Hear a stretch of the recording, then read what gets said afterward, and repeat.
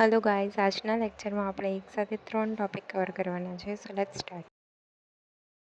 Hello guys, welcome to the learning lounge. આજના લેક્ચરમાં આપણે નાનો એવો ટોપિક કરવાના છે જે 2 થી 3 મિનિટમાં ફિનિશ થઈ જશે. એ છે વર્ડ ફોર્મેશન. તો અહીંયા આપણે જોવાનું છે કે એક વર્ડ આપ્યો હોય એમાંથી કયા કયા વર્ડ ફોર્મ થશે યા તો નહીં થાય. તો તમારે ઓપ્શન જોઈને વિચારવાનું. જો 2 થી વધારે વર્ડ્સ ફોર્મેશન થતું હોય તો એવો ઓપ્શન ટિક કરવાનો કે જે વર્ડ ફોર્મ નથી થતો. લાઈક ફર્સ્ટ ટાઈપ છે એમાં જો કન્સ્ટ્રક્શન વર્ડ આપેલો છે અને 4 ઓપ્શન છે. એમાંથી ઓપ્શન સીમાં ક્વેશ્ચનમાં એ છે તો કન્સ્ટ્રક્શનમાં એ નથી, મતલબ કે આ વર્ડ અહીંયા ફોર્મ નહીં થાય. બાકી બધા જ વર્ડ્સના જે લેટર છે કન્સ્ટ્રક્શનની અંદર આવી ગયા છે.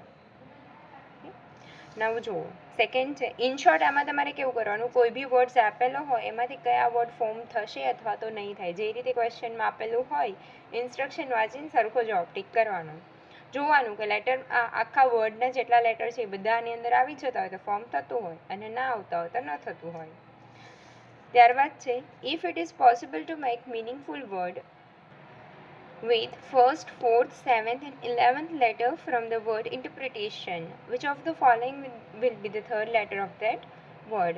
If more than one such word can be made, give M as the answer and no such word, then X as the answer. એટલે અહીંયા એવું કહે છે કે આપણે જે ઇન્ટરપ્રિટેશન છે એમાંથી ફર્સ્ટ, ફોર્થ અને સેવન્થ અને 11th આ 4 લેટર લેવાના છે.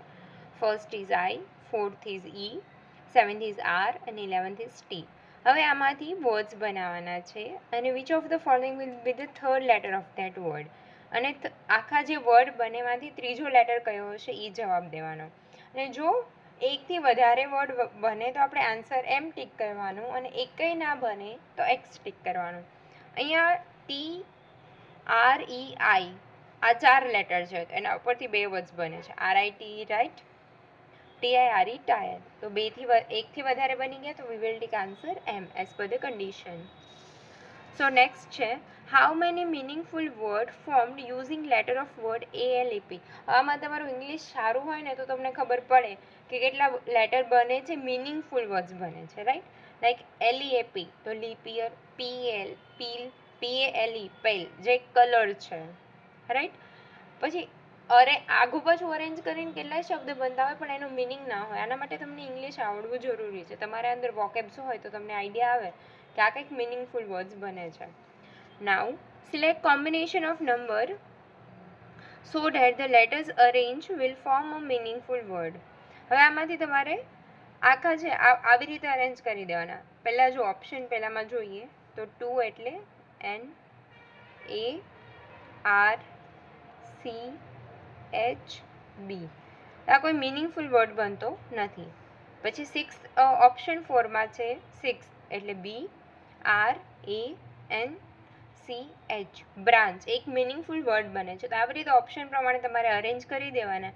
યા તો લેટર જોઈને તમને આઈડિયા આવે કે આવું કંઈ કહેવા માંગે છે, આ બધા લેટર્સ ભેગા થઈને આવું કંઈક વર્ડ બને, એ જોઈને એ પ્રમાણે ઓપ્શન જોઈ લેવાના. બેટર છે કે ઓપ્શન પ્રમાણે તમે અરેન્જ કરી દો. Okay, that's it. આટલું જ હતું વર્ડ ફોર્મેશનમાં. અને તમને પૂછાય ને તો આવા જ ક્વેશ્ચન પૂછાય છે આ રીતે કે વર્ડ આપેલો હોય એમાંથી ગોતવાનું કે કયા અંદરથી લેટર્સ મિનિંગ વર્ડ બને છે અને નથી બનતા. એક આ વધારે પૂછાય છે and second is this one કે તમને આમાંથી કેટલા વર્ડ્સ બનશે એ પૂછાય છે. કયા કયા નહીં, કેટલા બનશે એ.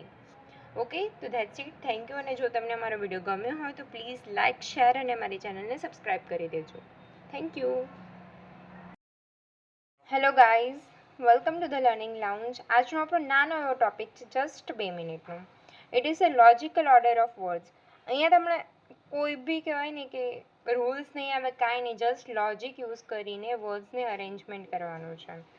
સો ફર્સ્ટ ક્વેશ્ચન છે travel, destination, payment, seat number, reservation, seat for reservation.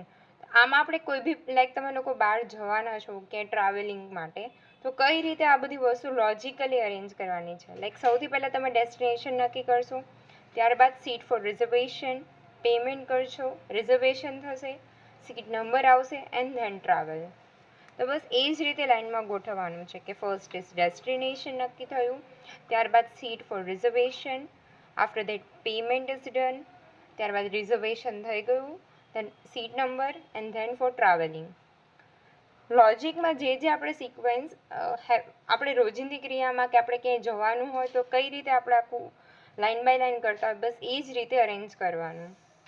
Second is country, furniture, forest, wood અને ટ્રીઝ.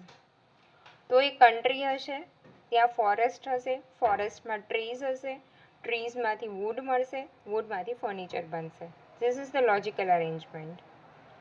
નાઉ નેક્સ્ટ ક્વેશ્ચન જુઓ કે house, street, room, town, district. તો રૂમ છે એ ઘરમાં હશે, ઘર સ્ટ્રીટ, સ્ટ્રીટ ટાઉનની હશે, ટાઉન ડિસ્ટ્રિક્ટ.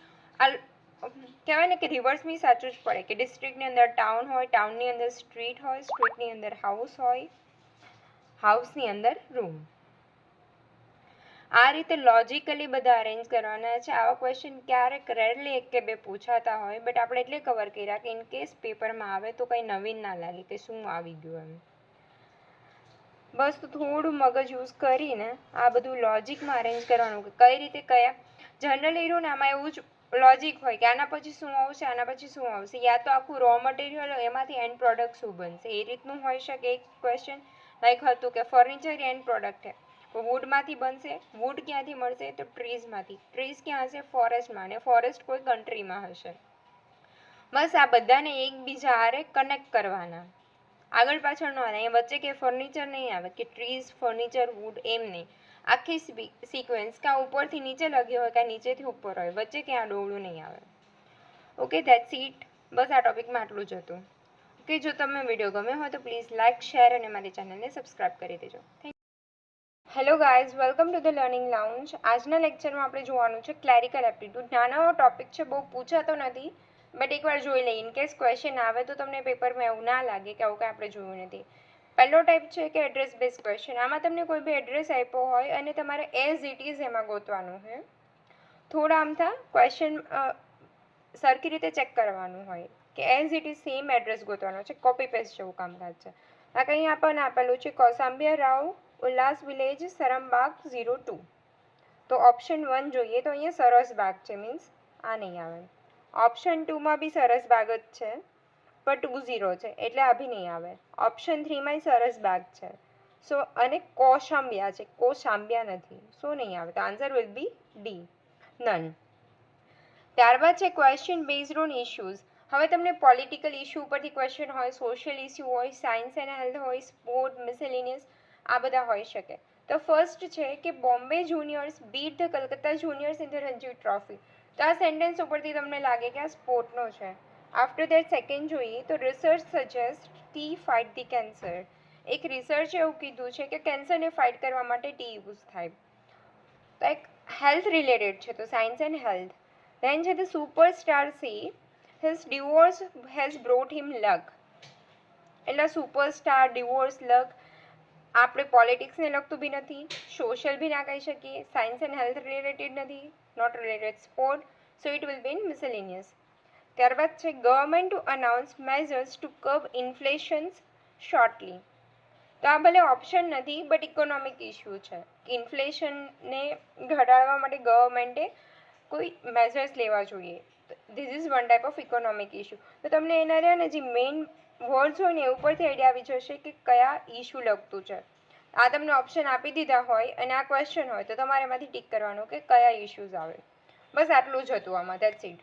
ઓકે ગાઈઝ, જો તમને અમારે ચેનલમાંથી કંઈ ઇન્ફોર્મેશન સારી એવી મળતી હોય તો પ્લીઝ અમારી ચેનલને લાઇક કરી, ફ્રેન્ડ્સ જોડે શેર કરી, સબસ્ક્રાઈબ કરી દેજો. Thank you.